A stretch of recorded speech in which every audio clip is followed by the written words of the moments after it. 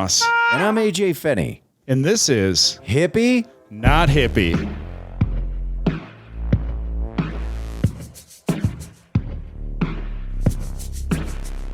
Hey, everybody. Welcome to episode 33 of Hippie? Not Hippie. Yeah. Oh, that subtle gurgle. Oh, man, joining us today, almost a regular now. The third time. Third time on the pod. Yeah, third time on the pod. And still, we don't know if I'm a hippie or not. That's right. Yeah, Brett Hiker, everybody. Part of me is like, maybe we get all the way through this one and we'll do it next time. We're discussing things that you wanted to talk about beforehand, and I was like, we're not going to get to the hippie shit again, are we? Well, yeah, I don't know. We had a lot of tour talk to get over the other. That's true. We did. The Southern tour was a 2-part episode. Yeah, it was well worth it, too. So, yeah. Brett, just getting back from the South Dakota, the Black Hills Comedy Festival also. Yes, with you two. Yeah. With you two chuckles. How was your festival? I thought it was great. Yeah? Yeah, I had good shows. It was all cool kids. Dude, it was No so much squares. fun. No squares. Yeah. Yeah, so much fun. What's one of your most memorable points? Oh, of the fest? Yeah. And it doesn't have to be performing or anything like that, just something that...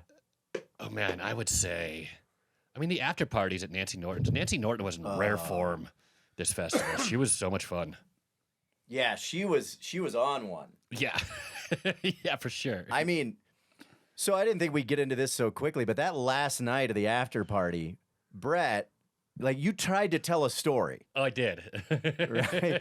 And I tried to tell a story for over an hour. yeah, and I remember you going, I can tell the shortened version or there's a longer version of this. And I was Yeah. like, yeah, just get into it. We're not going anywhere. And you would start.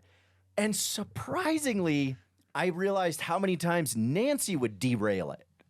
That was the funniest Really? part.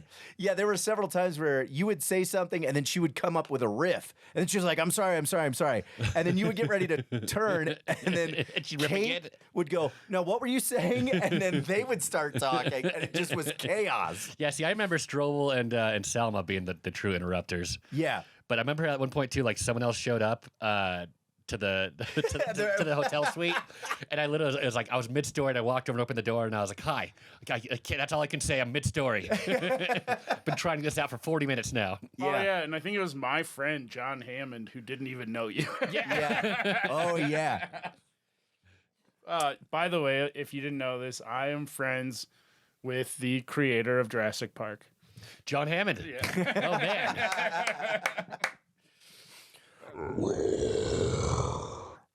10,000 volts.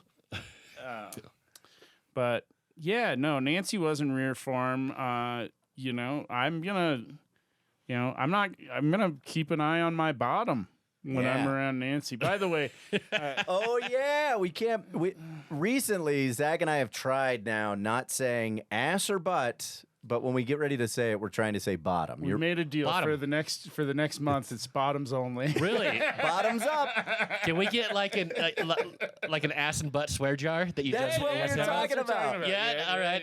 Yeah. Great minds. So yeah, Yeah. My favorite part of your entire story, though, is I was getting frustrated because I definitely wanted to hear it.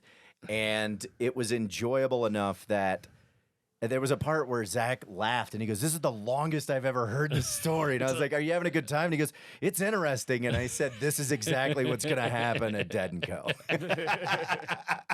It's the longest I've ever The taken to tell noodliest the story. well, you can talk about the part that someone who owned your building got murdered, right? Yeah. I can talk about that part. We just can't talk about the aftermath. Yeah. Yeah. No one wants to hear about math anyway. Yeah, so Math sucks. the thing with with Hiker's building is that it was owned by a guy who eventually had a documentary made about his murder. multiple really poor documentaries. Just famous slumlord slain. Just a notorious New York slumlord who, was known for kind of dealing with nefarious people and fucking over people left and right, and it caught up to him in a rough way. Wow. Yeah, there was a video where he was leaving his office, Yeah. and then some people did they have ski masks on? You know what? You can't even. I've seen the video, and you can't even tell it's like that bad of quality. You can definitely tell it's 3 humans, and they grab him and throw him in a van, and it takes like 3 full minutes to get him in the van. Like he Has he fought it? He's fighting it, yeah. And at one point, they like drag him over to the van, and he breaks free and runs down the block, and they chase him. They chase him out of the frame and drag him back. It's like a Benny Hill thing. Yeah. Wow. And what's crazy is that then the next morning, The next morning, they find his body in a dumpster on fire up in Long Island. Wow. Little Neck or Great Neck. I don't know. What are the necks? so yeah, they find him burning in a dumpster. And what's crazy is that this guy had fucked over a ton of people, right? Including the mob. Including the mob. Yeah. And none of them did it. It ended up being some contractor that he just fucked over on like 10 or 20 grand, Yeah. you know, Trump style. Yeah. Total Trump style. Yeah. Just like, I'm not going to pay this contractor. Yeah. And then the contractor showed up to shake him down. And in the struggle that they fought him for all that time. They sat on him and tried to get him to like hold still, and he died of asphyxiation. Yeah. Which if he would have just. So, I mean, that's kind of one of those things where it's like, well, if some people come and try to throw you in a van. It might be best just to go limp and let him do it. Yeah, no, I'm like, do you fight or do you get squished? Yeah, I'm gonna sit on you. Nope, I know how this ends. Yeah. Because they were just trying to shake him down. They had no intention of killing him. I think they just wanted to like hold him down and put a pen in his hand and be like, cut a check, motherfucker. Yeah. But you can't put a bottom to a chest. Yeah, no, I always point that out too when I talk to people who are Trumpers, like, you know, he fucks over contractors all the time, and it's a fact. There's no like disputing it, and they never say anything. They just kind of shrug. Yeah, It's just Yeah, he doesn't pay he's people. businessman. What? Man, yeah. I heard his tape. Have you listened to his tape? I've just read the transcript of it. It's so much better to hear it in his own words. Oh yeah, because he's like Just desperate for validation. well, yeah, but he's like trying to act cool at a party. It's like when you go over to somebody's. It'd be like if you went over to AJ's house and he was showing you like some of his prized string cheese posters. You know, the ones That will happen if you show up at my house. The ones that he doesn't hang on the wall just in case he ever gets robbed or something. You know? I once when I went over to my neighbor's house. I do a joke about this on stage. The ones who sold drugs and lizards, but I went over to their place like late at night, and they were just on so many drugs. And one of them went to bed, and the other one just showed us all the drugs they have there. Like, I mean, like massive amounts of like cocaine and of Molly. And then I could see him like 10 minutes later realize he made a huge he really wish he hadn't have done that. Yeah, I regret all of that. Yeah, because he didn't know us that well at the time, and just kind of like, oh, I shouldn't have shown these mostly strangers. I got way too friendly. Thousands and thousands of drugs we have in our apartment. But yeah, maybe that was Trump's kind of like same demeanor. Yeah, and he's like, well, yeah, and I ran. And can you believe it? They gave this to me. Yeah. They gave me this, you know? And I mean, this is real secret stuff here, you know? And then he Is that? Yeah, this is real secret. Well, what's funny is in the tape, he's literally disqualifying every argument he's made for why he should have been able to have the stuff. Yeah. You know, he literally, and he's like, well, I declassified all that when I was president. And in the tape, he goes, yeah, this is classified. He goes, when I was president, I could have declassified it, but I'm not president, so I can't declassify it anymore. It's like literally like. He admits to not being president anymore.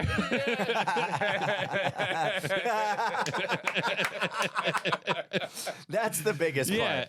Also, I think he made the argument, too, that's kind of like, hey, those documents were safe with me. And I'm like, this is proof that they weren't. They weren't safe with you at all. Oh, yeah. You're just showing them to a journalist who has no security clearance. I don't know.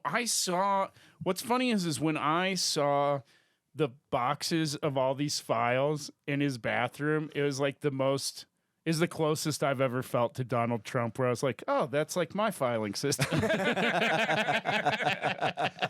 Like, oh, yeah, he's just as badly organized as I am. Things you can thumb through while taking a shit. Yeah. But these by the bathroom, so that's when I had the most time to organize these. Yeah. And he's like, well, I needed my things out of those boxes. And it's like, oh, fuck. All right. But, so, yeah, Bert, you've been doing, you turned 40 recently since we had you on as well. Yeah. I'm a month older than Zach. Yeah, I turned 40, and How do you feel about being in your 40s? I don't know. Okay. I've only had to say it out loud a few times. This time it didn't feel weird at all, but the first few times I said it out loud, I was like, wow, yeah. 40. How old are you, AJ? I'm 45. I just turned 45. Yeah. Does it get easier to say? Yeah, I mean, Yeah, he's a caliber. I'm creeping up to 50. I think it's going to feel weird. I have a joke where I say my age on stage. I mean, the basics of the joke is like, would you sleep with someone who's twice your age? And I'd be like, I'm this old. Twice my age is this old. And the punchline's like, but when I'm that old, I don't see myself saying no to like 4 times my age. Yeah. And it's such... Way to tell the whole joke, but not actually tell the whole exactly, joke. But here's the thing. Since my birthday, like it's been getting less laughs, and I think it's so much more punchy if it's not a rounded number. Yeah. When it's a rounded number, when I go 40, I don't see myself sleeping with an 80-year-old, but I don't see myself saying no to a 160-year-old. Like, once I could do like 152 or 156 and stuff, that punched so much harder. So can't wait till 41. It also seems more real. Like, for some reason, even though you are a rounded number, it seems like, oh, that's easy. He could have just made that up. Yeah, if I say 40, it sounds like I'm 44 and just trying to save a few years.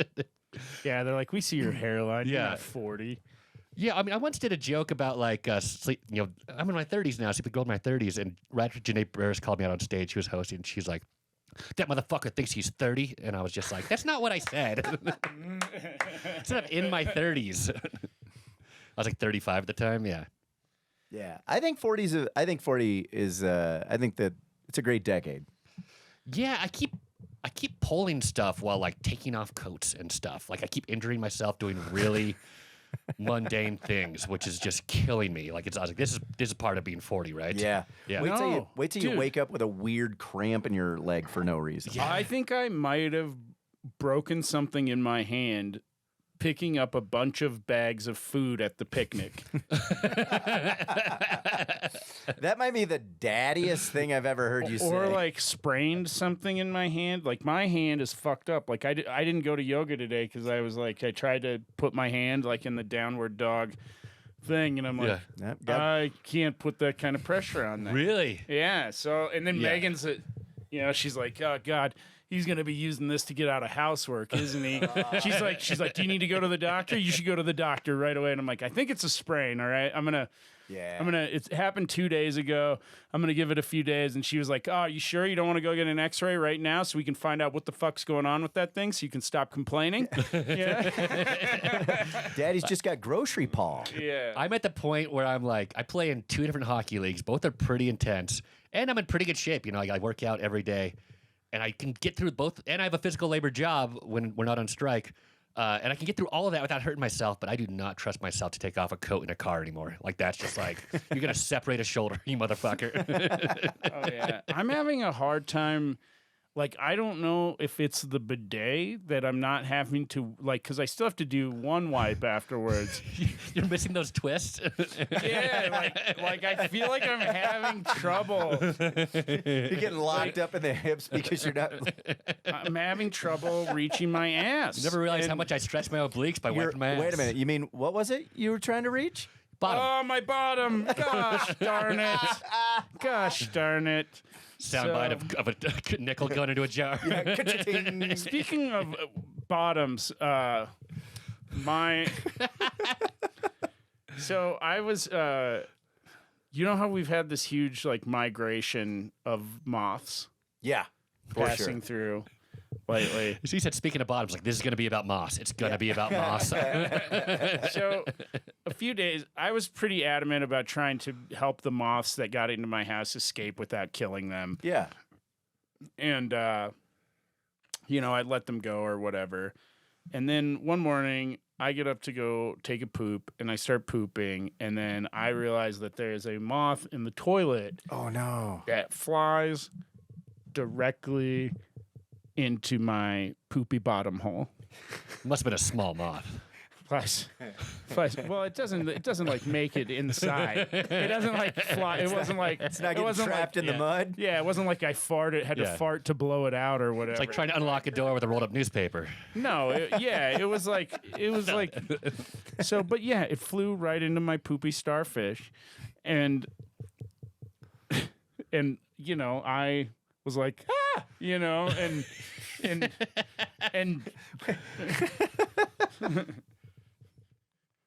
you know, as one does when a moth. Sound you make when a moth goes inside you. I love that. You know when a moth gives it to you? So did your hands go up like this? so You get kind of mothy wings. so yeah, a real bottom fly. Little bottom fly. But yeah, A real mothy moss. but so yes, I went you know, and jumped off the toilet, and then the moth flew into my cheek. Ah. So it touched your asshole and then your cheek. It left a little bit of poop on my Oh cheek. my god. Ah. Like a cartoon. Oh my god. Well, Yeah, we'll be hearing that on stage at Comedy Works in the next month. Yeah. and I killed that one. Yeah. Yeah, you Oh, that's gotta- war. That's and now- war at that point. Oh yeah, no, it's full on war now. When someone goes ass to cheek, you kill them. I don't know if you can hold it against the other moths. That was probably what to cheek? Bottom to cheek. Bottom to cheek. It is really more difficult than I thought. Bottom to cheek. Yeah, trying to make me look like a bottom hole over here. I know. I'm sorry. Sorry for being such a hard bottom. Yeah. But no, I was just thinking, like, what made me laugh about it is, like, what is the exact, like, the total opposite of the sun or a light bulb? I think it has to be my poopy asshole. What were you going for? Wait, what hole? What hole? My poopy bottom hole. This game sucks. Update the swear jar. It's now up to $1,500. But, yeah, I don't know. That happened. Oh. Hiker, you guys almost died on your way to South Dakota. We almost died on our way to South Dakota. I'm still processing it. As of now, it is something that doesn't seem to bother me at all. And then I know when that happens, a near-death experience, it means I will have a dream about it about a month later, and then it'll burn itself into my psyche. And then I'll start having crazy anxiety in the car. Yeah, and who was driving? Was it? Eric Henderson. Okay. Known car crasher. Eric Henderson. known rider of the storm. And I actually have nothing bad to say about his driving. He's a very good driver, and his driving was extremely good in the situation. But yeah, we were in like a hailstorm where it was real bad. It was a tornado warning, and so like all our phones were blowing up at tornado warnings. And he was like, "Okay, I'm on a tornado watch, even though I don't know what I'm going to do if we see a tornado." Yeah. Well, you got to point it out first. There it is. Yeah. Do I win? Got it. Yeah. And so we're all. And then you get in the ditch and you hang on to your bottom. Yeah.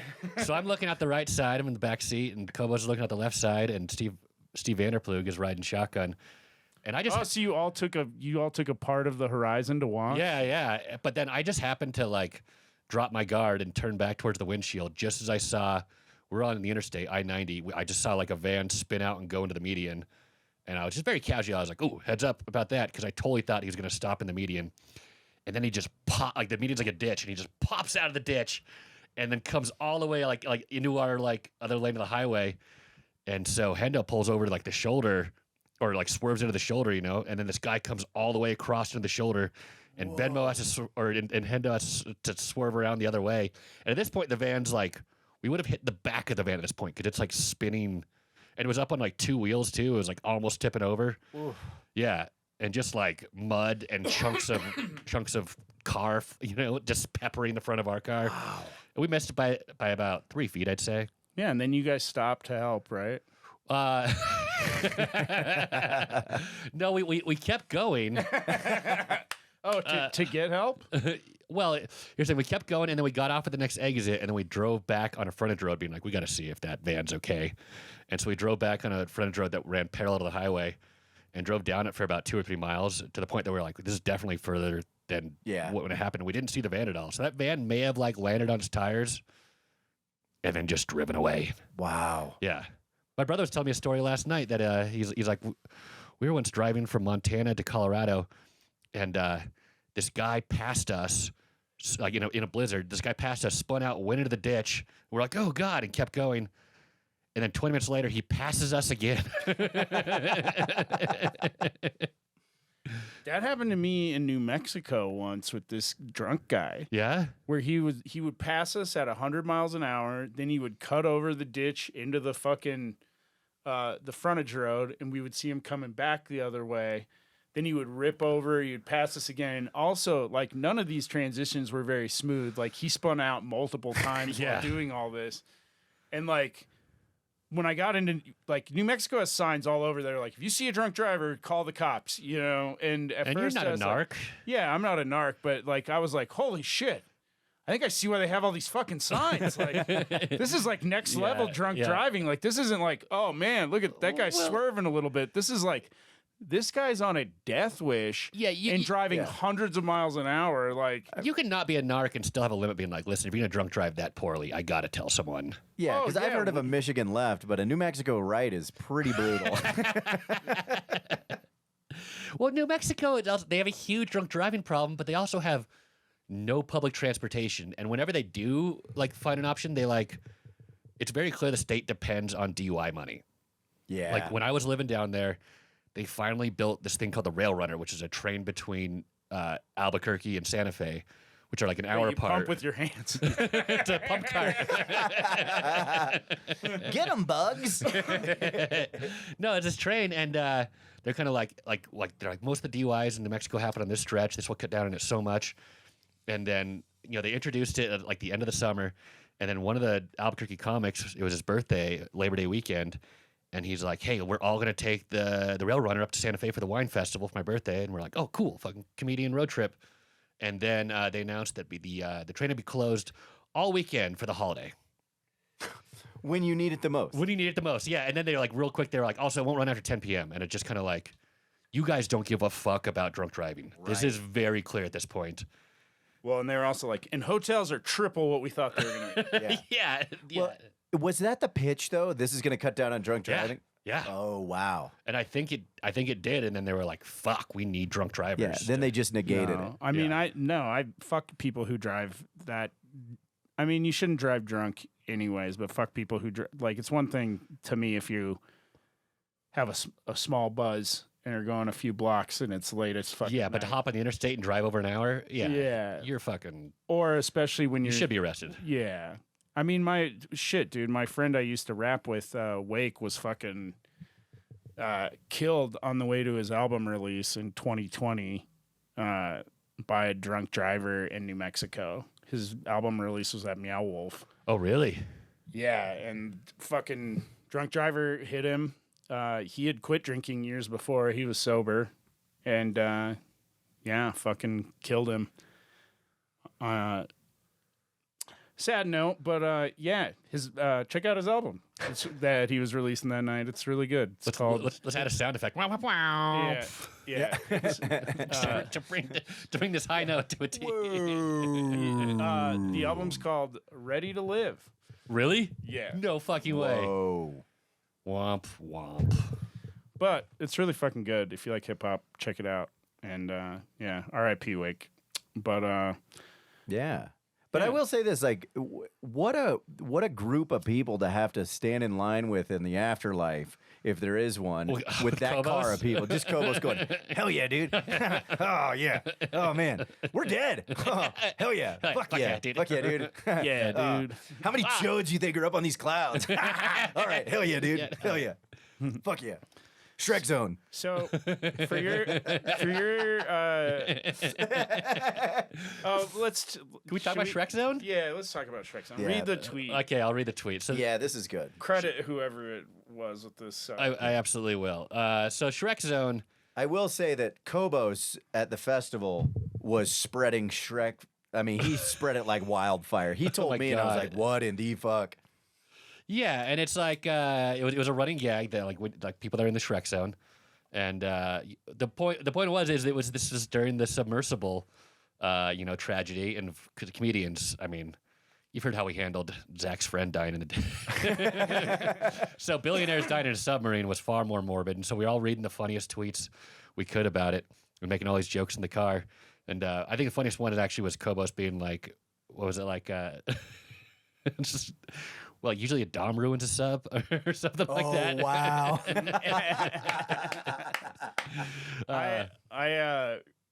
On Thursday we were in a bar and they played somebody put on the Celine Dion song and Near, far wherever you are. Yeah. And I went in on the touch tunes and played next Queen's Under Pressure.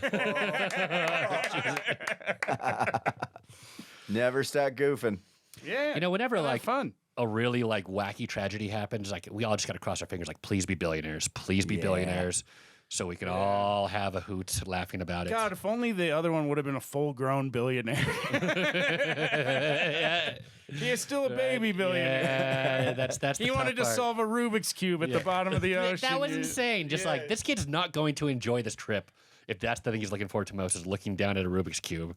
Well, yeah, but then you have to think that that's probably the most valuable treasure now down there, right? The Rubik's Cube? I would say it's the PlayStation controller, which I've seen pictures of. Oh yeah. Yeah, it's sitting in the fucking bottom of the ocean there. Dude, that thing will end up in the You've seen pictures of it in the bottom of the ocean? Yeah, I don't know if it was just like photoshopped. Somebody photoshopped. I don't know. It looks real good. If they find that thing, it'll end up in the Smithsonian. It was like a picture of like the wreckage, and then someone like zoomed in and be like, "Look, dude, there it is." And it's a PlayStation 1 controller. It's gray. I think it's a Logitech. I think it's a generic controller. It's not even a name. Yeah? PlayStation. Yeah. All right. Let's get to this tweet. It's so... Well, first of all, The Onion had a great one, which was critics say submersibles should have been tested with poorer passengers first. All right. So this guy tweeted Ben Partridge on Twitter. And he sets it up as a screenshot from his dad. And I like to believe that this is real. He didn't make it up, but most people think he made it up. But still, I'm choosing to believe it's real. He says, "My dad is a retired submarine engineer. I asked him about the Titanic submersible, and he sent me this." And mind you, this was when we still thought they were trapped at the bottom of the ocean. Yeah. Before we knew that it imploded. And the screenshot just says, "Since the 2000s, all submersibles of any size have to have a small television and DVD player so that if you get stuck down there, you can watch Shrek and chill out a bit." Then as the oxygen begins to run out, your brain function is affected and your IQ drops into the ideal Shrek zone, which is the perfect mental state to truly enjoy Shrek. And then the last sentence is, "At least they'll die having experienced Shrek in a much more meaningful way than any of us probably ever will." And I believe it because that's something you truly need in a submarine if you get stuck, because you need something to keep people from going insane. Yeah. And, a little entertainment would be... Well, yeah, because the first thing that I thought about is that if I was down there with my kid and some billionaire who built the thing that I'm stuck down there in is down there with me, the first thing I am going to do is kill him. I'm going to be like, "What? There's only enough oxygen for all 5 of us for 4 days?" I'm going to be like, "Dead. Turns out that there's enough oxygen for 5 days now, bitch." Well, I thought when I was first thinking about it, because I heard that it was like it's gonna be pitch black. If they lost power, that it's gonna be pitch black in there. They're all just sitting in there, and I'd be like, well, like you're gonna go through like the 6 stages of grief when you're realizing that you're fucked, and like someone's gonna get to the point of like acceptance, being like, make peace with the idea I'm going to die down here. I'm fine.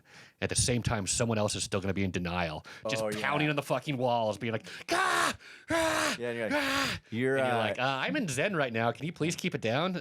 your excitement there is sucking up a lot more oxygen than some of the rest of us, you asshole. But you bottom hole. But I also think of it kind of as like a Mallrats scenario in slow motion.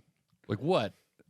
Like, remember the original one where he's like, yeah, we're all on the plane and it's going down, and everybody just whips it out and starts beating it. The plane rides itself. The plane rights itself, corrects itself, and everybody's just looking around like They put their pieces they just put it away, and we just never said shit about it. And that one guy's like, well, did they come? Yeah. There's just some things you don't talk about. Well, you mentioned too that the reason you would kill the billionaire would be like, well, it'll extend oxygen by like 18 hours if we kill one guy right away. Yeah. Which, have you ever seen the movie Sunshine, the Danny Boyle space movie where they go to the sun? No. They get to a point where they like have like a catastrophic, like they're going to the sun to reignite it in the future, but they have some incident on the spaceship where like there's a fire that burns up a bunch of their oxygen, and then they're like, oh, we don't have enough oxygen to make it there for our crew of 7. And they're like, oh, fuck, we're all going to die. And someone's like, well, we don't have enough oxygen for 7. Oh. And they're all looking at each other being like, we have enough for like 2 or 3 of us to make it. Oh, that's brutal. Yeah. And so, yeah, it's a real, the movie's so good, but yeah, that's such an intense scene. Who's the first bottom hole that's going to be like, I want to live? Yeah. Yeah. What a weird. Yeah. So, all right. All right. The 3 of us Oh, man. are on a sub. Like a submarine sandwich? We're on a sub. Sure. Whatever. Whatever kind of sub you want. Just know that there's only enough oxygen for 2 of us. Oh, man. I mean, That's tough. I feel like Finney's the closest to Zen. Yeah. That's what I was thinking too. I was like, I think he'd be the coolest. I think he'd with handle it the I best. could probably. I could probably take Well, it. I think he also has the most anxiety, so he might be freaking out the most. Depends. Do I have my Wellbutrin with me? No, you don't have meds down in the sub hole. Oh, man. You don't have meds in the fucking sandwich down under. So here's what I would probably do. I mean, for the sake of the podcast, Here's what I would do, and you guys can then make the decision how you want to go off this. I would agree to pass. I'll move forward, but for my remaining hours, then I just get to DJ. I get to play the music. So it's No, gonna be. Then I'd let myself die first. wow, that's his way to get us both to kill ourselves. There's more than enough oxygen for me to get in the spin zone. Right? Sneaky, No, listen. sneaky. Listen. This is a live version of Ripple. It's fucking 6 hours long. Listen to this. Yeah. No, you said I get 13 songs. Finny, it's day 3. You're still on song number 7. That's how you get it. That's how you do it. You're like, you either get 3 hours or 3 songs. Whichever comes first. Oh, no. Yeah. That's how the music open mic used to be. 3 songs or 15 minutes, whichever Really? comes first. Yeah. Wow. Yeah, they give you a lot of time at a music open mic. Yeah, they sure do. Yeah. So, Brett, where were you born? I was born in Glenwood Springs, Colorado. Whoa, Grew up in Eagle, Colorado. Because there's is that still Western Slopes? Oh yeah. Okay. Yeah. No. Once you get past, I think Eisenhower's the Continental Divide. Okay. Yeah. So everything out there, all the water goes to the Pacific. Everything on the other side of Eisenhower goes to the Atlantic. Okay. Yeah. Glenwood Springs, huh? Yeah. so AJ's trying to figure out if you're a hippie or not. Tell me about Colombia. So I decided to have a midlife crisis. A few days before I turned 40. And here's the thing: I kept telling everyone like, "Oh, I'm doing it." You didn't tell me that. You just told me you wanted to go on a trip way before that. Yeah, well, part of it too was just like I can't like if I am in New York when I turn 40, I will have a fucking breakdown. I can't just do another I don't know. New York is so depressing. So you went to Columbia, Missouri? Yeah, I went to Columbia, Missouri. Everyone, listen, if you're nearing 40, can I just I'll just tout that Columbia, Missouri. What all do they have there? They've got a gas station. Yeah. There's a post office. They have amazing food at the Quick Trip. Yeah, it's it's fantastic. No, I went to Columbia, the country, And I told everyone that was because the writer's strike happened May 1st because I flew out there May 2nd, which was a half truth. But the real truth was that my birthday was May 4th, Taurus. Oh. Yeah, and I went out there, and What are your other signs? I don't know. We have other signs. I thought you wanted to hear Okay. this Columbia story. Well, we're gonna get some hippie info out of him. And, I went there for a month, so there's a lot of Columbia stories. No, I know. But yeah, I went there and just kind of I wanted to go someplace cheap. Because people I've traveled to Europe and whatnot, and I was just like, I can't. And also, our last Southern tour killed me on hotels. Oh, I'm just like, I can't fucking travel anymore and pay $200-300 a night to sleep. And so I was like, I'm gonna go to Vietnam, and then I realized real quick that this writer strike is gonna last a while, and I'm not gonna have much money. So I was like, ooh, I need to find someplace closer, a cheaper plane ticket to a place that's also cheap, dirt cheap, like Vietnam. And Colombia, highly recommend it.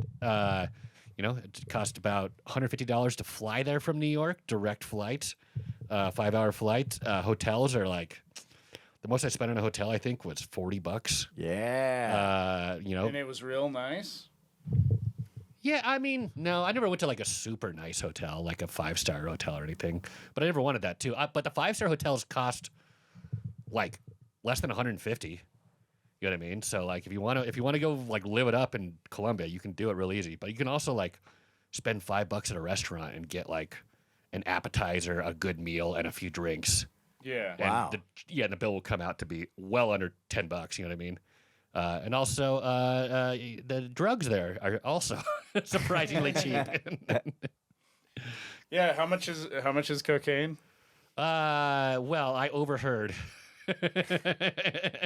It's 20,000 pesos a gram in Medellin, which is the big cocaine city. And how many pesos are in a dollar? They're about 450. So it comes out to, I did the math, it comes out to $4.30 a gram. Is that cheap? That is staggeringly cheap. $4.50 a gram. 30 cents. I don't know anything about $4.30. So I don't know. I feel like I haven't bought cocaine since I was a kid. When I was young, balls were like $200. Yeah, so that would be $60 a gram, more or less. Yeah. Oh wow, that's And that's $67 a gram. it would Okay. be. and that's when Zach was a kid in the 50s. 66. Yeah. Yeah, and so it's much more now. Anyway, yeah, it was a wild time being at like, I stayed in a youth hostel, and I was not the oldest person there, but I was definitely in the top 5 every night. But yeah, just having like a big table. Tell me about the older people. Oh man, in the not so youthful youth hostel. yeah. Definitely the oldest guy was like 60, and Is it weird? yeah, it is. I mean, like I think I was fine, but I'm also like, I've got another year tops before this gets real weird. Gotcha. Yeah.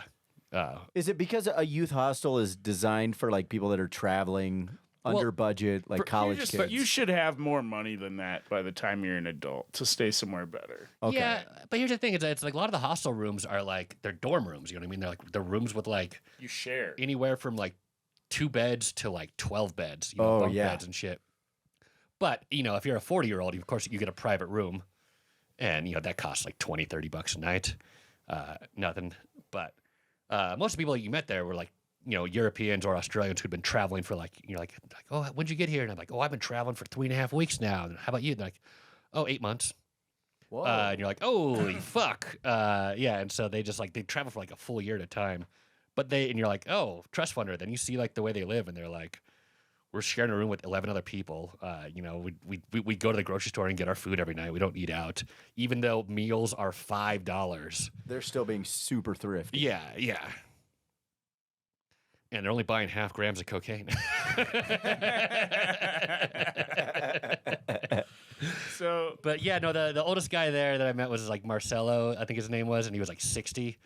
And he also was just like, he reminded me a lot of like a 60-year-old open micer. Like he just had some Asperger's. Like he did not have basic social skills. Gotcha. Yeah. And like every time I would make a joke, and I was crushing at the table, like I'd make a joke, he would stare at me, and then he'd act like Like he would take it completely serious, that he'd ask in detail that was very clear that he'd understand it was a joke. And he was American too, so it didn't look good because a lot of times I was one of the few Americans, and so then he was like, "Oh, this is our poster boy, Marcelo." So here's another funny thing about cocaine, though. You can do a cocaine tour. What? Oh yes, In Colombia? Yeah. Just like you tour like the Bud Factory or something? Yeah, well, you can do like Pablo Escobar tours and stuff, and like one of the Pablo Escobar tours, they teach you about like him and the rival drug lord, and then they take you to one of his mansions, and they split half the tour into like Pablo Escobar team and the other half into the other team, and then you play paintball. You have a paintball war in one of his mansions. Oh my God! Yeah, stuff like that. But I met a kid in Australia, supposedly in Australia too. Like cocaine is like $200 a gram, $100 to $200 a gram. It's like that. In Australia, you said? Yeah, they love cocaine, but it's so expensive there. It's hard to get there. It's like all of cocaine's grown in South America. Yeah, you can't drive cocaine to. No. Yeah, and You can't smuggle it in a kangaroo? it was the Australians that were by far the most excited to be in a cocaine area. Yeah.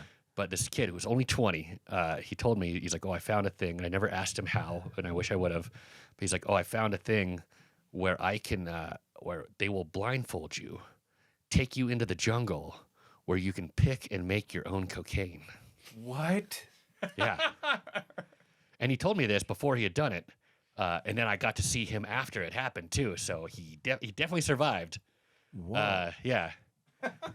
And they didn't say that kidnapping isn't a major problem in Colombia anymore, but they're like, this is like a new thing. Like it's like a year or two old, where kidnapping's not a big thing anymore. Yeah. But they're still like, would you like to be blindfolded? Yeah. Well, to me, it's like, I just told a story about how hard it was to get my landlord into a fucking van. It's Right. like if you volunteer to blindfold yourself and get in yourself, like that's the hardest 2/3 of kidnapping. You know what I mean? Like you just made it so easy.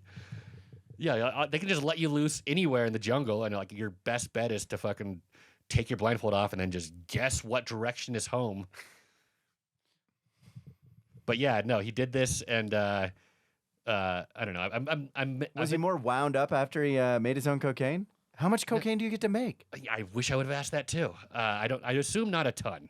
It's like a Build-A-Bear, but cocaine? Well, because I learned too on a tour that this is the kind of things you learn on tour in Colombia, that it's like it takes like over an acre of coca plants to make a kilo of cocaine. I think like 5 acres. Whoa. Yeah, so it's like a serious amount. So like I don't think he would like be able to make a lot. You know what I mean? Gotcha. Especially if he's picking it himself. You know what I mean?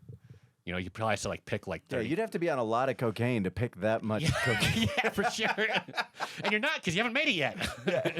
God, I need to know exactly what that number is now, because every time I hear about how many like kilos of cocaine they busted someone with, I'm gonna be like, wow, that's 300 acres. Well, and I learned this from like a tour guide who was like a big environmentalist, because he was talking about how much of the rainforest they clear for cocaine, and he's just like, I mean, they have to, because it takes so many acres just to make a kilo. So actually, also, these kingpins are wrecking the rainforest also just to grow coca leaves. Well, yeah, and he talked about too that like, a lot of times the government will go bust up a farm, like a big cocaine operation. Yeah. Yeah, and be like, we got it. And then it's like, and the satellite pictures just show whenever that happens, like immediately a chunk of the rainforest is just bulldozed for a new one. Ugh. And so it's like, it's almost at the point that like they have to find a way to like cocaine's not going anywhere. Right. And each time the government has like a win, it just destroys more of the, like, they're just, holy they shit, find a way it's like 5 acres. 5 acres, I was right. It says about 2 acres of plants, depending on growing conditions, produces roughly 400 kg. Yeah. So it'd be 5 for... Or no, that's 400 kilograms. Kilograms, Yeah. Yeah, and you need 1,000 for it to be a kilo. I think so. Americans here, sorry. Yeah. Dude, you know how I'm Metric system. You know how I'm always testing out catchphrrases? Like when we went to the Midwest, my catchphrase was like, put that in your casserole. I was doing one at work that I thought was funny, where I was just going, "Are you braiding my hair right now?" Yeah. And then I would just walk off. Yeah. I've also been doing, we can smoke in here, right? My favorite one, which gets no laughs, is to end a joke and go, "You men are all the same." But the one I started thinking about after like Colombia, because I just hung out with so many fucking Europeans and Australians and whatnot, it was you hit a punchline, and then you go, yeah, convert that to Celsius. Oh, God damn. That's funny. Because I really have no idea when someone says like the temperature in Celsius. They're like, yeah, man, it was 29 out. And I'm like, I have no idea if that's fucking freezing or boiling. I have no fucking idea.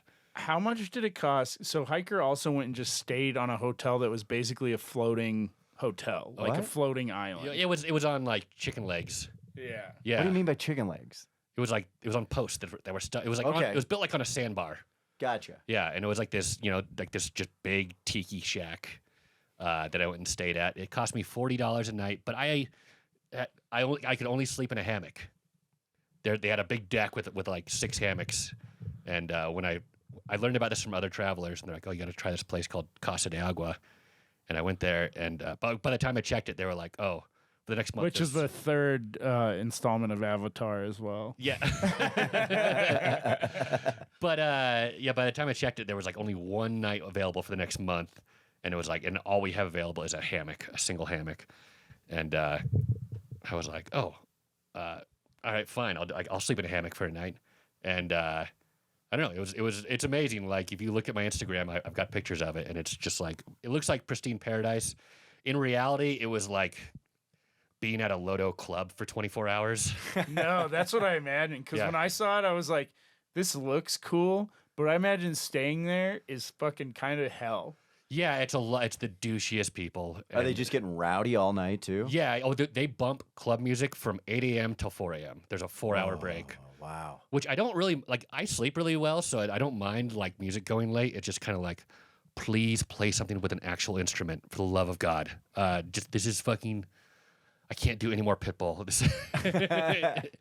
Yeah, it was just so, but the people were just so obnoxious too, just amateurs left and right. Also, like a lot of the staff were volunteers, like they volunteered so they could live on this crazy island, and their entire game was let's fuck the single tourist. You know what I mean? And so it was just like on this tour, as far as I could tell, I was the only single guy. There was a lot of couples, a lot of single girls, and I was the only guy, and they hated me. The male staff hated me. And they were just kind of like, they looked at me like competition. And like to the point, like more bartenders would just ignore me for like long periods of time when I was trying to get a drink and stuff. And I was just kind of like, this fucking sucks. I feel like I'm hanging out with just Lodo people, bridge and tunnel folk, as we call them on the East Coast. Just suburbanites who come into the city and just don't know, like it's their one night they've partied in the last 2 months. Yeah. And they're just like, it's those fucking, it's the kind of people you would see on one of those fucking rolling fucking, what are those pub It carts? just looked like such a small place to be stranded with those people. At like 2 a.m. I just swam out into the ocean as far as I could. And it was easy because it's like out there, it's like, even though it's not another island very close by, you can see them. Like it's all so shallow that almost at any point you can just stand up if you want. But I swam out so far just because I was so sick of them. Wow. Just super intoxicated late in the night. And then, Just 40-year-old Bert out in the middle of the ocean alone. The club music's driving me mad. Yeah. Screaming into the abyss. These kids need to go to bed. That old bald guy just swim out into the ocean. And he never came back. Yeah. Some say he turned into a turtle. Oh, yeah. Anyway, so this kid, went into the jungle, made his own cocaine. He came back and he told us that it was the best cocaine he'd ever had. And then the joke I started screaming, I was like, I would fucking hope so. How insane would it be if you picked and made your own cocaine at the last step, they made you cut it with fucking bathtub level methamphetamine or just baby laxatives or whatever. I like the idea too that he's like, I'm not a very good cocaine chef. Yeah. Apparently it takes a lot of skill, I mean, the first time mixing all my coca leaves with the gasoline. Right. It's like the British Bake Off. Yeah. Well, I've only made cocaine in Australia, and at my at-home kit. Where can I add Vegemite? Yeah. So I don't know how to bake anything. Yeah. I can't even make a goddamn hot dog or sketty. Yeah, it's sketty. Who was I to think I could make cocaine? Yeah. I'm not even a sketty goes boy. But I like that he's Australian. I'm doing the total wrong accent. Yeah. It's like, good day, cocaine. Oh, smoking cocaine with kangaroo. Yeah. My best Australian impression of Australian accent is just me repeating this thing I overheard from us. So many stuntmen on fucking movies are Australian. I don't know what it is. We're going to getting hit in the head, eh? Yeah, but yeah, this stuntman was trying to fuck. Tay, take one in the head, Tay. He was trying to fuck the set medic, and he was just like fucking telling all these stories. Like, yep. Or like telling him the stories of all his injuries. I'm like, yeah, see that knee? Blew it out. Right as it healed. Blew out the other one, jumping from one building to the next. Mission Impossible 3. But that's the life of a stuntman. Only life I know. Only life I'll ever know. And he was such a douchebag too. Just And kind he of just stared off into the distance. yeah. And then he stood up and both his knees blew out. Yeah. It's like my stuntmen can't get health insurance. Oh, I bet. Yeah. The liability has to be insane. Yeah. But they also get paid too, like $2,000-3,000 per take. Gotcha. Yeah. When they're when they're per doing take. when they're doing a crazy fucking stunt. And they should too. Like they've I'm wanting to get a stuntmen die Porsche. Watch me sometimes. triple take this thing. Yeah. I was on Avengers where there was a scene, the Avengers 1, where there's a scene where Iron Man and Thor are fighting in the forest, and then Captain America shows up and breaks it up, and then it cuts to Captain America, and he's standing on top of this big pile of trees that have been knocked down during their fight. And then he's like, hey, knock it off. And then he jumps down, and what was supposed to happen is he jumps, grabs onto the limb of a tree that's still standing, does like a, gymnastics swing around, and then lands. Yeah. First take, stuntman misses and just falls fucking so far, just clearly breaks all his ribs. Oh. Yeah, and then like they just don't do another take, and so like in the final, in the actual movie, it's like Captain America's like, hey, break it up, stand on top of this big pile of trees, and then just jumps down like real like there's no trick to it all. It's just kind of like I'll just hop down real quick and then continue the conversation. But yeah, that's and stuntmen die sometimes doing shit like that. Yeah. Yeah. Poor stuntman. A lot of it too is like stunters. how do you fall like that and not get hurt? And a lot of it's like, well, you don't. You just fall like that and don't mind how bad you get hurt. Yeah. Well, those parkour guys, you ever get sucked into those videos where Yeah, they're all using parkour guys. It's all that momentum. Yeah. And so instead of like stopping the blunt fall, they seem to like roll into it, and somehow that you're just using the energy you're creating. Yeah. Mitch But we're in was- our 40s. We're not doing that. No. Mitch was talking. We were riding home with Mitch Jones, and he was talking about how he watches like YouTube videos that break down the Three Stooges, where it tells like how fucked up they're getting. Oh from yeah, the like things what they're like doing. these horrible injuries they suffered on each gag and stuff. Oh, wow. Oh yeah. I want to watch it now because I'm like, Yeah, I'm Yeah. interested. He's like, yeah, and this one, Larry, or I fuck up their names, but so and so broke his fucking hand. Hitting him in the head with an iron, so we're gonna have to have the other guy throw the pie in the next scene because he can't throw a pie because his hand's broken. yeah. Which sucks because Larry was the worst at throwing pies. Which we were talking about being the Three Stooges for Stick or Treat. Oh, yeah, Would we were you be saying- down to be Larry? I'd have to be. Yeah. And we were talking like me, Zach. We were talking like with Mitch, and Mitch could be the perfect curly. And I don't even need to be part of it. You guys, I don't even need to either. I'd You be and Mitch down need to find your mo and do it. We would need a mo. That would be good. Yeah. Yeah, and just I mean, like, it'd be so easy to kill 3 minutes just hurting each other. Yeah. So, And also, Larry's voice is really easy to do. It's kind of like, yeah, well, all right. Yeah, yeah. It's almost normal. so let's do some rapid fire questions here with Bert and see if we can figure out if he's a fucking hippie or not. All right. Okay. Sandals. He wears Crocs and he wears sandals. Yeah, I wear Crocs now, but I was a Birkenstock guy for a long time. Okay. Ooh. So if your life couldn't change, right? So you wouldn't change the way you live your life, but you could change the environment you're in. So everything would stay the same. Would you choose to live in a city? Would you choose to live in the country? City, just because I'm a comic, and things would say if I could have a comedy career and a career in film, living anywhere, Yeah. I'd live in the fucking country for sure. Okay. And then you could just like this is the thing where you could teleport. So it's a desire. Like if nothing in your life changed, Yeah. would you still want it? Desire well, to be I around think people or I not? think that anybody would take the country if you're like, I can instantly walk out my door and be in the city. Yeah. Well, it's, what I'm trying to find out is like where the heart really wants, as opposed to like, yeah, It would be really hard getting laid living in a small town. But I always tell myself too that if comedy and film was everywhere, I'd live in Durango, Colorado. Really? Yeah. I don't think I've never been to Durango. Oh, it rules. It's the only mountain town in Colorado whose tourist industry is focused in the summer, Okay. not the winter. And it's the most thriving nightlife I've seen in a mountain town. Like Wow. downtown is 20 good bars. And I lived there for 1 year in college, and I loved it. I've always had a good time there. There's no women there. Although I did. But plenty of bottoms. Yeah.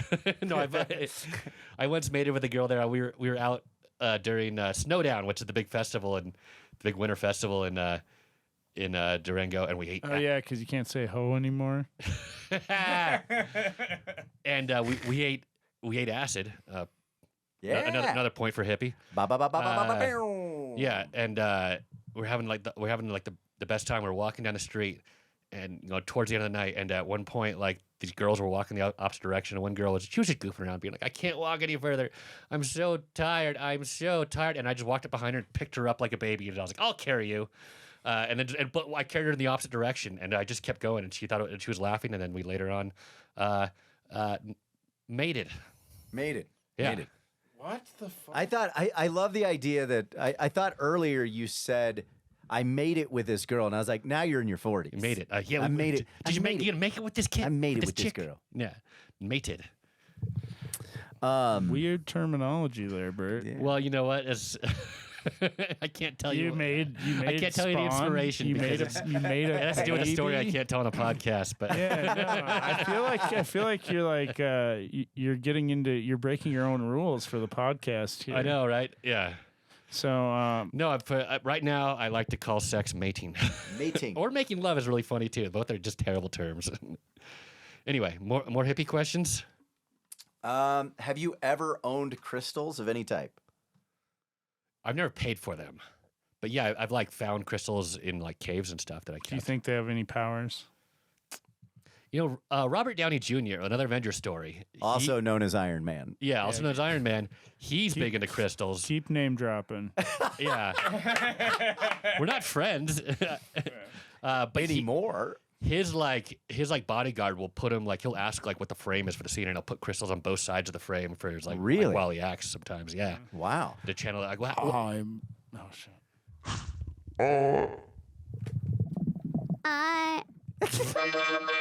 I'm Iron Man.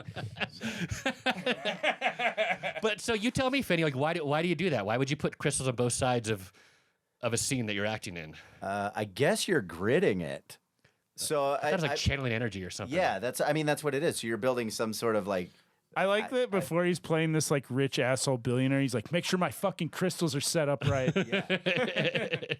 I don't know. I won't Also, be it able could be to channel this billionaire unless my crystals are in their right positions. it could also be a superstition thing. Yeah. Like literally, you want it to be good, and if you believe in stuff like that, you just figure out a way to place them. All of crystals could be a superstition thing. Sure, but maybe maybe he had something.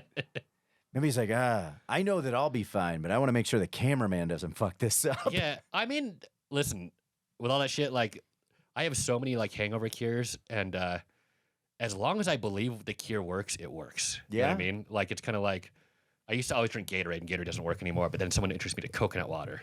Oh And yeah. I'm like, oh, this cures hangovers. And it did, until someone was broke down how it's not actually that good for it. And as soon as Yeah. they told me that, I was like, oh, then it started not helping me anymore. Dude. And now I'm on liquid IVs. Dude, that or liquid Nudes. IV I love. Yeah, but as soon as someone is actually it doesn't do anything for hangovers, then it will stop working. And I'm like, God damn you. Are you hip to the ice pack still? Yeah. What's that this? shit works. Tell him, Zach. Oh, well, the reason why your head hurts when you're hungover is because of inflammation. So an Yeah. ice pack works just like if you have another headache. Oh. And it saves my fucking life. If I Yeah. really have a bad headache, fucking putting ice on my head will fucking fix it. Or on real your quick. neck, too. Yeah. Wow. To cool the blood, it's pumped. Whatever side your carotid's on, I don't know. If you put it on your carotid, it'll cool the blood going up to your head. Oh, that's all right. Yeah. Yeah, which can also help, with a headache or whatever. But Yeah. cooling your Pro jugular, tip. not going to help. If you have a hangover, try ice in your head. That's something I never read about in those stupid articles. Or crystals. Yeah, crystals. Ice those crystals. Put them on your bottom. Yeah, shove a But- crystal up your ass up your bottom to protect you from moths. No, I have never put any sort of meaning into a crystal, but I do have like little trinkets and stuff that I consider lucky. Well, I think that happens a lot with entertainers. Like I've known people that have done like Conan or they've done a Tonight Show, and they wore a certain shirt, and then that's the shirt like that they'll wear a lot, where they're like, "This is what I wore on the Late Show." Yeah. Would you rather die when you're having a good day or a bad day? Good day. You know what an idea is? Like, let me ask you guys what you guys think of this. Is Matthew Bloodsmith once asked me this, all drunk, but he was just like, if you were doing a show and had some heckler just right in your ass, and you came back with the best heckler comeback ever, just fucking roasted the fuck out of him, and he stood up and gunned you down, would you consider that a good death? Ooh, that's a tough one. I'm saying, like, that's a great death. Yeah. I mean, I bet it would go viral. But fame at that point that has no value. But still, like, man, it's like... Well, but the infamy does. Yeah, especially, I guess, think of just like, I don't know, maybe Red Rocks is too big, but a big venue, you know, and someone fucking heckles you and fucking everyone No, can hear Red what you Rocks is said. too big. I would want it to be a smaller theater. Something more intimate. Yeah, but I mean, like, I don't know, maybe you're opening for a huge name or whatever, just kind of like, there couldn't be more hype for it, and you just crush him, and then I would murders survive, you. though. What's that? I would survive. Oh, you would? Okay, well, then you can't play this hypothetical. Yeah. Well, he's got crystals in his bottom. Yeah, no, if you got crystals in your pockets. He shot me in the asshole, but it hit a moth. Yeah. The moth spread his wings and protected me. Well, yeah, that is your instinct. Thank you, to Poopy Moth. Turn away from the gun. You Yeah. know? Yeah. Do you own any tie-dye at all? I own, I have a shirt that says, the Green Coalition of Gay Loggers for Jesus, which is a real group in Montana that was started because when the Tea Party first took off, you know, many years ago, they were having these big Tea Party movements in Bozeman, Montana, which is a pretty liberal town. Yeah. And by big, I mean like they had like 20 people on a street corner, and like people hated them, but then like they complained to the cops, and the cops like legally they can protest. And so then a bunch of, you know, anti-Tea Party people started this thing called the Green Coalition of Gay Loggers for Jesus. And it was just kind of like this, like, they would, like, protest across the street and just mock them. You know what I mean? Oh, gotcha. But it got, like, way more popular. And then my sister-in-law bought me that shirt. I got a stain on it drinking a smoothie at work. And then one day I went up to my rooftop in Brooklyn, and my lesbian neighbors were tie-dyeing. And they were like, do you have anything you want tie-dyed? And I was like, yeah, I got a shirt with a stain. Will it go over a stain? And they're like, yeah. And I was like, totally. So my Green Coalition of Gay Loggers for Jesus shirt is now tie-dyed. Nice. Yeah. Okay. It's a great tie-dye story. Yeah. Nice, but it was to cover up a stain. Was to cover a stain. But I don't have any issues with tie-dye. I don't think I'd seek it out, but I would.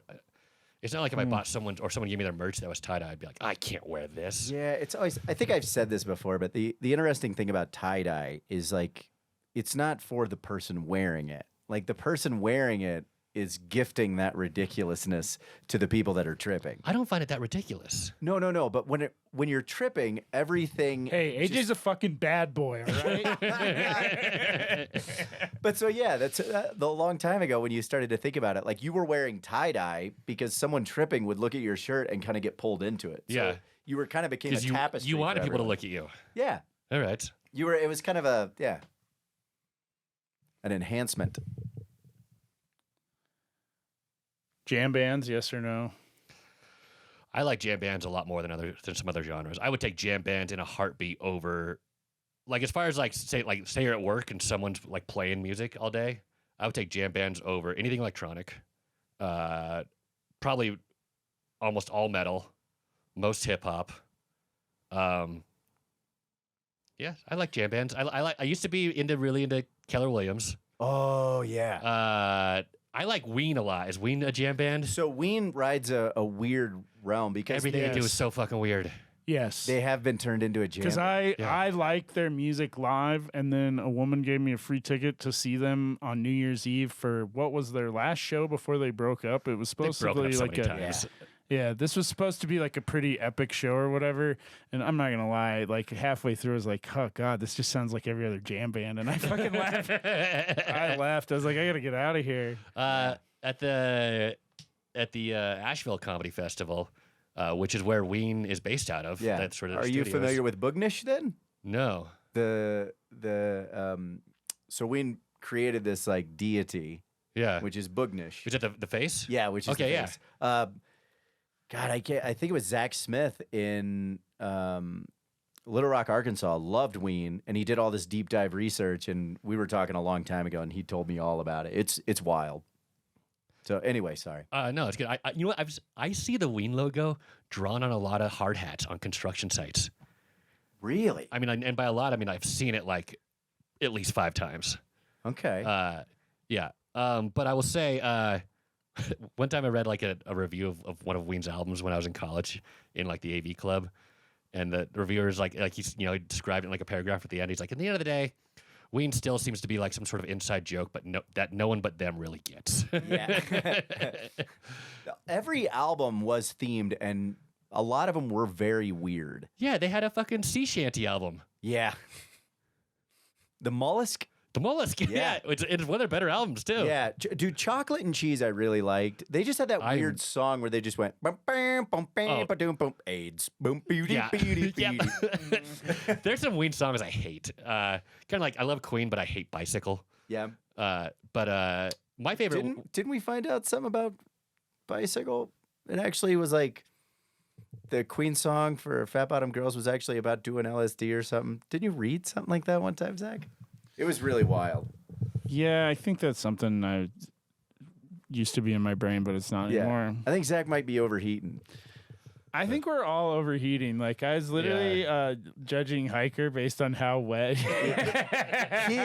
Hiker looks like he's lactating. It's a wet T-shirt contest in here. I was like, we're gonna pod until we can see Hiker's nipples. Yeah. Yeah. Do you feel like you could live in the woods on your own? Here's the thing. I feel like I could live in the woods much, much better than 90% of comics. No, let me take that back. 90% of city folk and 99% of comics. Okay. At the end of the day, though, like where I grew up, like I was surrounded by people that would outlast me in the woods in a heartbeat. So I don't feel like I'm that great of a survivalist. Yeah. You know what I mean? Like if I were to ever start bragging about like how outdoorsy I am, they'd just be like, Hiker, that big city queer, he couldn't fucking last out here for a month. Yeah, so I feel like... but you enjoy the outdoors. I do. I didn't like it when I was younger, but I spent a lot of time there because my family's very outdoorsy. Okay. And Yeah. what is let me ask you this. Knowing that you like the outdoors, what's the primary goal when you're out there? Is it to get away from cities? Is it to calm down? Is it just the exercise?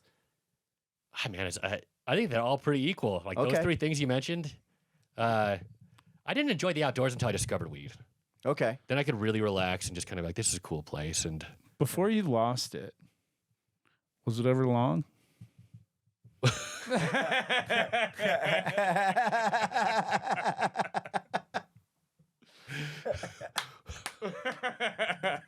I don't know what to say to that. Oh. Did you ever have long hair? My head. No, never. There was a part where I was like, "Are you talking about his virginity?" I thought you were, yeah. I guess I thought too. Yeah, and I was like, was my dick long before I lost my virginity? It doesn't grow once you get laid. No, I think the longest my hair had ever been is probably a little shorter than AJ's. So that's kind of long, though. Yeah. But no, I never really... It's like down to, could it go behind your ears? Yeah. I wish I would have grown it out.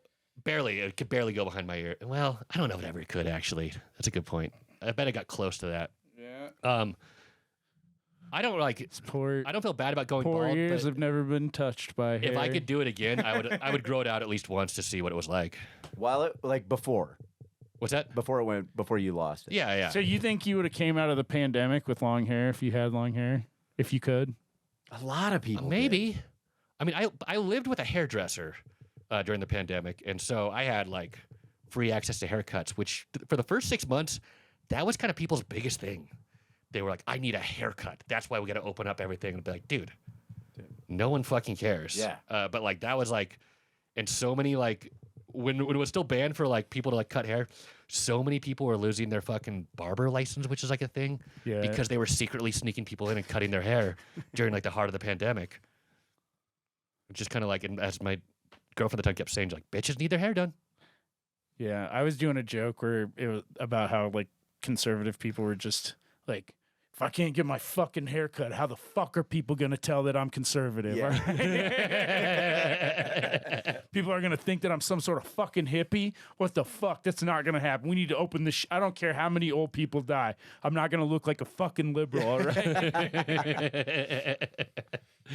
All right, I gotta leave soon. Do we Yeah. have any more hippie Go ahead. questions? I'm gonna ask a couple, and then we'll be good to go. All right. Barefoot. You ever spend any barefooted time outdoors? Yes. Okay. I believe in grounding yourself. Okay. But at the end of the day, I still have pretty sensitive feet, so it's got to be pretty. I don't spend enough time barefoot to really build up a good callus. Even though I totally believe in calluses and people that get them like shaved off during pedicures, it's like you're fucking stupid. That's there for a reason, man. Yeah.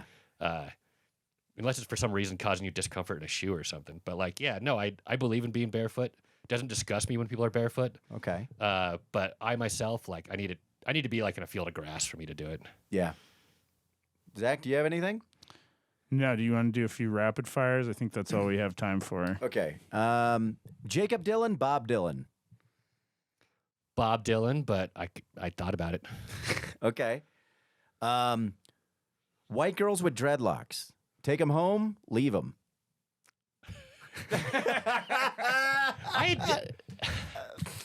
I feel I have no problem with it. I feel like that makes me a monster in a lot of people's eyes. No, But I'm like, doesn't hair dread naturally if you just don't do anything to it?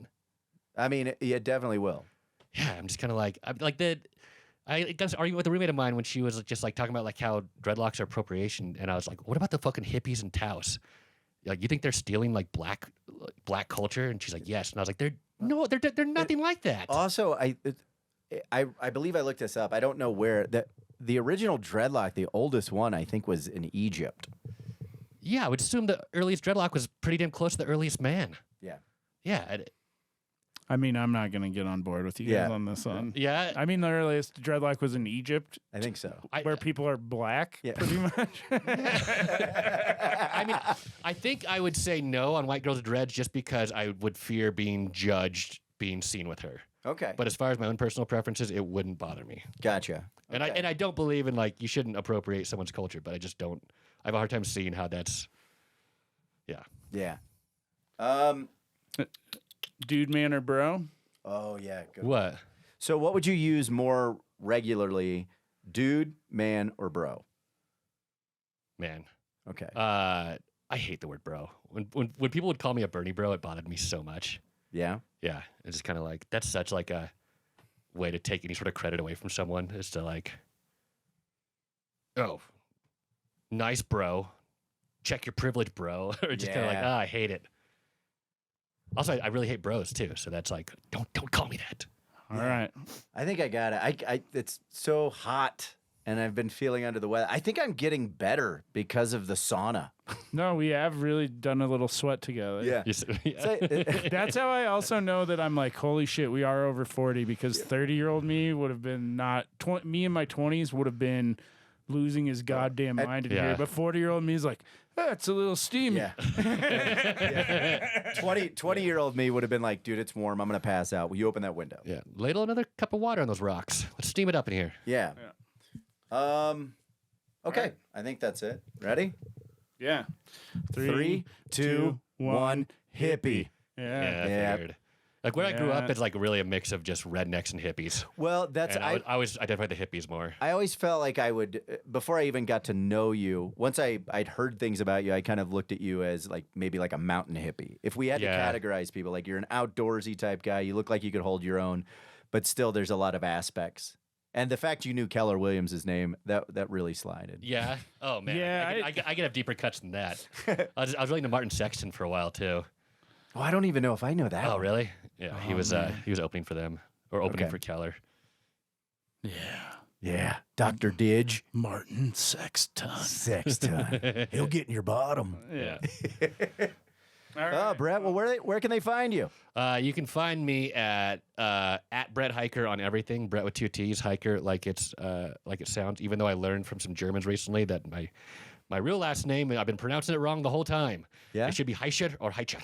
Oh, wow. And I was just like, no fucking way. Also, the Nazis were not called the Third Reich; they're the Third Reich. Oh, wow. Yeah.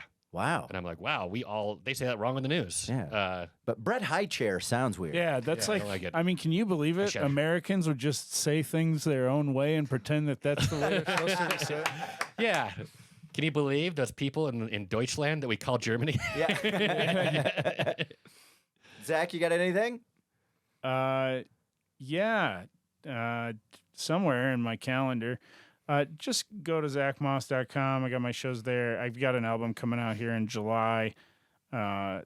Stay tuned for all that. How about you, Finney? Yeah, check out all my dates at ajfinney.com, and please look forward to the album Too Fast for Rain dropping this August. Like, subscribe, and thanks for getting on the motherfucking